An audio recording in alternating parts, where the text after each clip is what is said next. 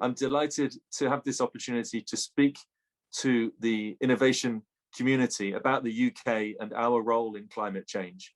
We've got the enormous and humbling responsibility this year in 2021 of hosting COP26, the major UN climate conference, 6 years because of COVID after the Paris Agreement. And the purpose of COP is for every country in the world to come together, commit to implement the Paris Agreement and deliver more ambitious domestic strategies that can reduce emissions everywhere across every sector of all of our economies in a way that can limit the rise of global temperature. The two major features are for everyone to set a long-term net zero target and a near-term 2030 target that can deliver that net zero target. And secondly, to make sure that they're supporting the finance and the access to finance for the poorest and most vulnerable countries that are already experiencing the impacts of climate to adapt and be more resilient to the challenges they face. Under the Paris Agreement, we've got net zero legislation, the first country, major advanced country to have net zero legislation, and the most detailed plan of anywhere across all of our sectors as to how to get there. At the end of last year, the Prime Minister in the UK announced a 10-point plan to drive a green industrial revolution. And if I just list the areas, they won't surprise you.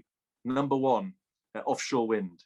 We're now the biggest producers of offshore wind in the world, and we're going to be powering with enough electricity to power every home in the country within a few years, and have some more left over to power our industry just from offshore wind.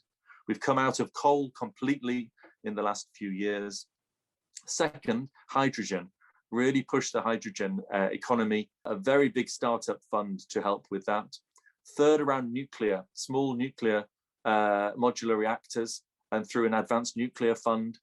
Fourth, zero emissions vehicles. We've ended the sale of combustion and diesel engines by 2030, so we're going to be fully electric in the years following.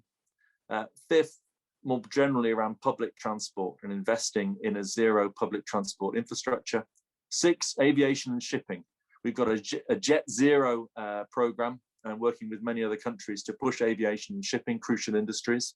Seven, green buildings, things like heat pumps and home standards to drive innovation and efficiency, including all those old British houses. Eighth, carbon capture, utilization and storage, CCUS, and industrial decarbonization, a huge opportunity for us. Nine, around nature, land use, forestry, and our production of food.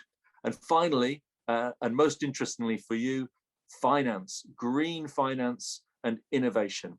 Now, underneath all of that, we have a UK research and innovation entity alongside government pushing 6 billion in UK funding each year, and catapults in some of our most highly innovative sectors to bring in the private sector and drive this transition. So we really hope that you can be part of that effort as the UK takes its responsibilities forward in the years ahead.